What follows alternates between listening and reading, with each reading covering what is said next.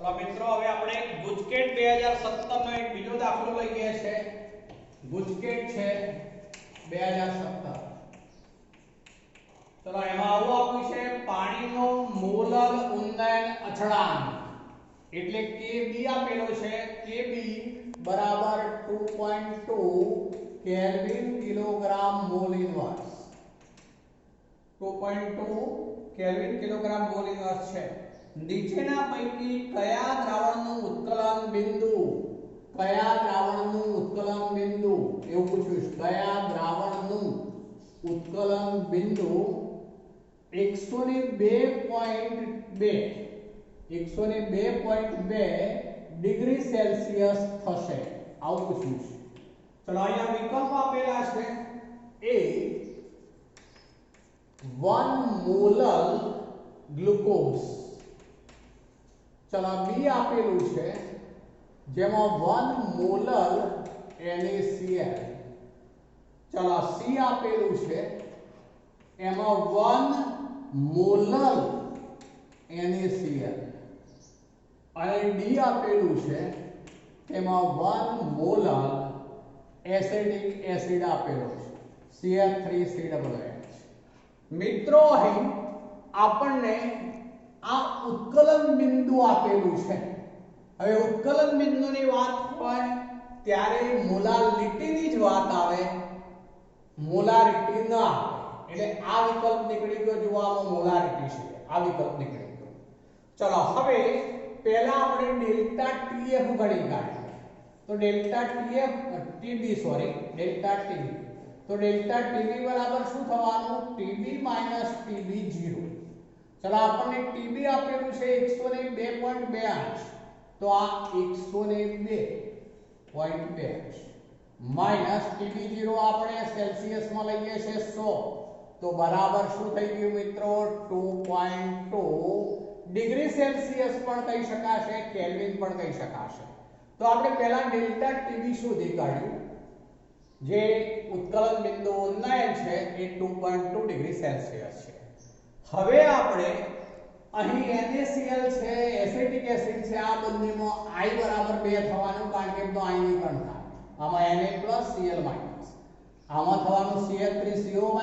એટલે આ બંનેમાં આયનની કિંમત 2 થાય જ્યારે ગ્લુકોઝમાં આયનની કિંમત 1 થશે. એટલે મિત્રો વિકલ્પ નક્કી કરવા માટે આપણે I શોધવો પડશે. તો એના માટે આ સૂત્રનો ઉપયોગ કરીએ. ડેલ્ટા TB બરાબર I into Kb into m. ચલો મિત્રો અહીં બાકી રહેલા તમામ વિકલ્પમાં 1 મોલર છે એટલે કે m સમાન છે. અર્થ એવો થયો દરેકમાં m સમાન છે. આપણે Kb આપી દીધો છે 2.2. આપણે I શોધી કાઢીએ તો I બરાબર થઈ જશે ડેલ્ટા TB 2.2. ચલો અપોન Kb બરાબર પણ શું છે મિત્રો? 2.2 અપોન m બરાબર તો 1 જ છે મિત્રો. તો I બરાબર શું થઈ ગયું? 1. ચલો I બરાબર 1 એટલે એનો અર્થ એવો થયો કે તેમાં કયો દ્રાવ્ય પદાર્થ હોવો જોઈએ? તો જેનું વિયોજન થતું હોવું જોઈએ નહીં. એટલે આપણો જવાબ થઈ જશે 1 મોલર ગ્લુકોઝ. 1 મોલર ગ્લુકોઝ જવાબ થઈ જશે મિત્રો. આ રીતે I શોધી કાઢવાનો. I જે 100% આયનીકરણ થયેલું હોય એ વખતની કિંમત થશે. I બરાબર 1 હોવાથી આ વિકલ્પનો કોઈ સવાલ નહીં થાય, પેલા વિકલ્પનો કોઈ સવાલ નહીં થાય. આ તો મેં પહેલથી જ મોલારિટી હોવાથી ના પાડી. ડેલ્ટા TB માં નહીં આવે મોલારિટી એટલે જવાબ થયો 1 મોલર ગ્લુકોઝ. ચલો હવે આવીએ છીએ આપણે ગુજકેટ 2016. ગુજકેટ 2016 ઉપર આવીએ છીએ મિત્રો. એમાં એવું છે સમાન પરિસ્થિતિમાં કયા દ્રાવણનું બાષ્પ દબાણ સૌથી વધારે હશે? સમાન પરિસ્થિતિમાં કયા દ્રાવણનું બાષ્પ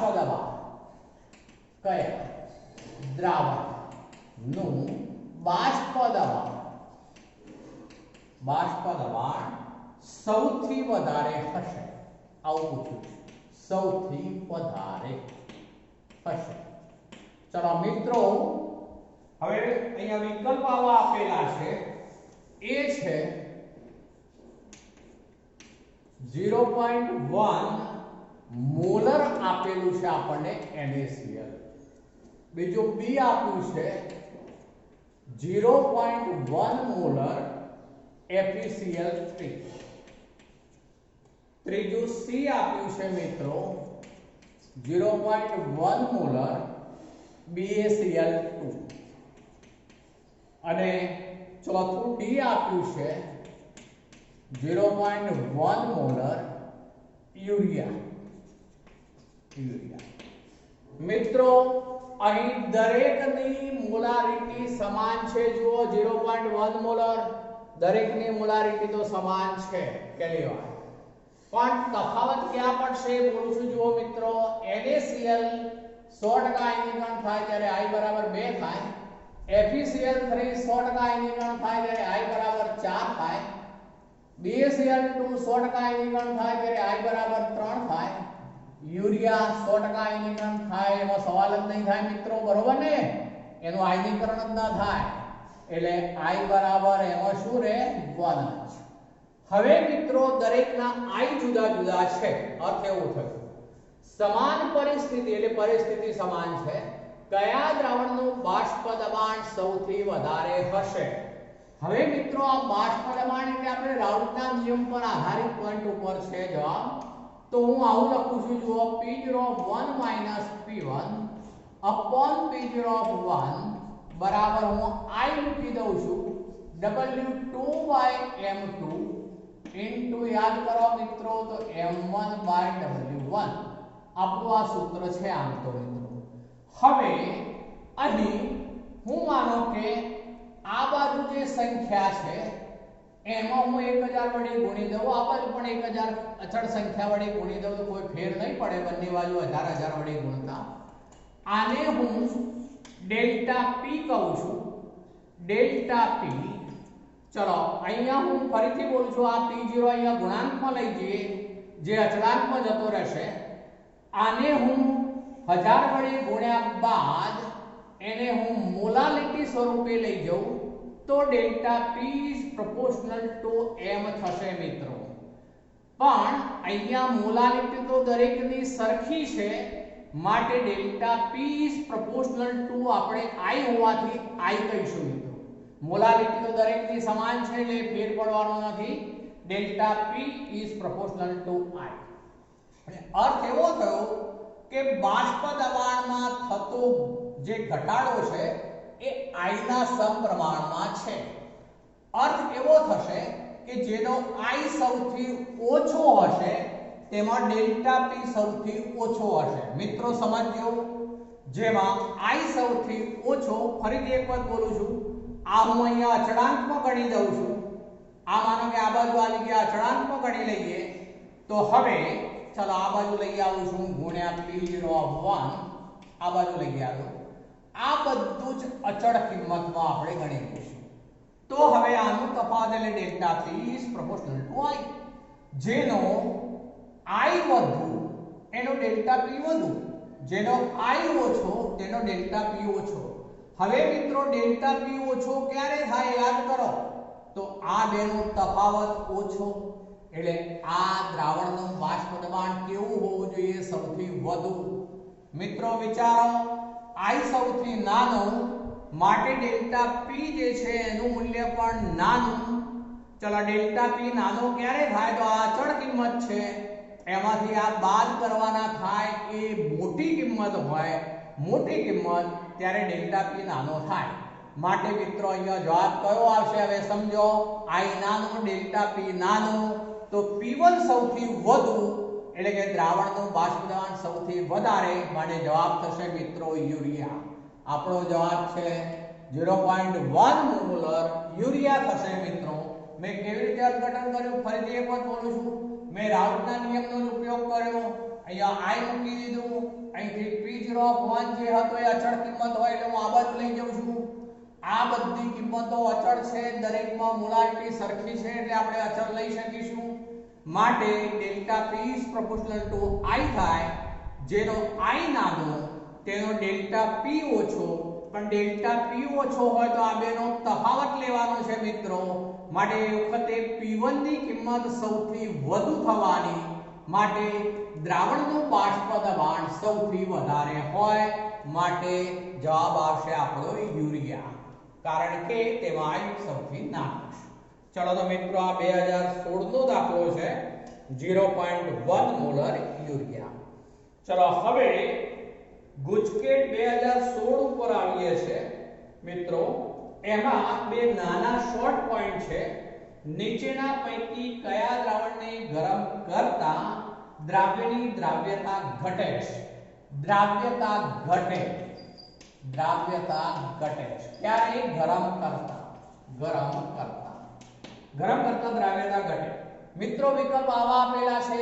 એક છે ખાંડનું દ્રાવણ, ખાંડનું દ્રાવણ. ચલો બીજો વિકલ્પ છે ઇથિલિન ગ્લાયકોલનું દ્રાવણ, ઇથિલિન ગ્લાયકોલ નું જલીય દ્રાવણ, જલીય દ્રાવણ. ચલો આ પણ જલીય દ્રાવણ છે મિત્રો. ત્રીજું છે ક્લોરીન જળ, Cl2 જળ, ક્લોરીન જળ. ચોથું છે Zn-Hg સરરાશ. મિત્રો અહીં ગરમ કરતા દ્રાવ્યતા ઘટે છે એવો શબ્દ છે. અહીં ઘન પદાર્થ પાણીમાં દ્રાવ્ય થયેલો છે, અહીં પ્રવાહી પાણીમાં દ્રાવ્ય થયેલું છે, અહીં વાયુ પાણીમાં દ્રાવ્ય થયેલો છે, અહીં આ પ્રવાહી જ્યારે આ ઘન પદાર્થ છે. મિત્રો વાયુ ક્લોરીન જળ જે છે, ક્લોરીન જળનો અર્થ એવો થાય, જળ એટલે પાણી, પાણીની અંદર Cl2 વાયુ દ્રાવ્ય કરેલો હોય છે, માટે ગરમ કરતા વાયુ જલ્દીથી ઉડી જાય દ્રાવણમાંથી, માટે દ્રાવ્યતા ઘટશે, માટે જવાબ થશે આપણો ક્લોરીન જળ. ક્લોરીન જળ એ આપણો જવાબ થઈ ગયો મિત્રો ગુજકેટ 2016 નો એ પોઈન્ટ હતો. બીજો એક શોર્ટ પોઈન્ટ છે મિત્રો. પાણીના એક નમૂનામાં CaF2 નું પ્રમાણ, CaF2 નું પ્રમાણ 156 ppm છે, ppm છે. તો તેની મોલારિટી કેટલી? તો તેની મોલારિટી, મોલારિટી કેટલી? ચલો મોલારિટી શોધવી છે મિત્રો. પહેલા તો CaF2 છે, માટેના મોલર દરની આપણે જરૂર પડશે. તો CaF2 નું મોલર દર થઈ જશે, મોલર દર છે એનો 78 ગ્રામ મોલ ઇનવર્સ. ચલો અહીંયા આપણને 156 ppm આપેલું છે મિત્રો. ppm નો અર્થ થાય છે પાર્ટ્સ પર મિલિયન, બરોબર ધ્યાન રાખજો, પાર્ટ્સ પર મિલિયન એવો એનો ppm નો અર્થ થશે. અહીં એની વ્યાખ્યા આપણે એપ્લાય કરીએ તો 1 લીટર દ્રાવણમાં જેટલા મિલીગ્રામ દ્રાવ્ય પદાર્થ ઓગળેલો હોય તેને પાર્ટ્સ પર મિલિયન કહે છે. ફરીથી રિપીટ કરું છું મિત્રો. 1 લીટર દ્રાવણમાં જેટલા મિલીગ્રામ દ્રાવ્ય પદાર્થ ઓગળેલો હોય તેને પાર્ટ્સ પર મિલિયન ppm કહે છે. એટલે એનો અર્થ એવો થયો કે CaF2 જે છે એનો દળ અહીંયા છે એ 156 મિલીગ્રામ છે મિત્રો, મિલીગ્રામ. તો આપણે ગ્રામમાં ફેરવી દેવું પડશે પહેલા તો. ચલો એને ગ્રામમાં ફેરવી દઈએ છે તો 156 ગુણ્યા 10⁻³ એટલે 1000 વડે આપણે ભાગવાનું થયું. હવે શું થઈ ગયું? ગ્રામ. CaF2 નું ગ્રામમાં દળ છે આપણી પાસે, આ મોલર દળ છે.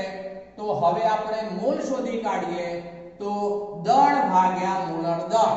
તો હવે હું મોલ શોધી કાઢું છું મિત્રો. મોલ બરાબર 156 ગુણ્યા 10⁻³ ગ્રામ ભાગ્યા 78 ગ્રામ મોલ ઇનવર્સ, મોલ ઇનવર્સ. તો મિત્રો આ ગ્રામ ગ્રામ કેન્સલ થઈ જશે. ચલો આ જે કિંમત છે એ આપણે ઉડાડી દઈએ તો 2 ઉડી જશે, આ 2 ઉડી જશે. એટલે 2 × 10⁻³ મોલ થયા મિત્રો.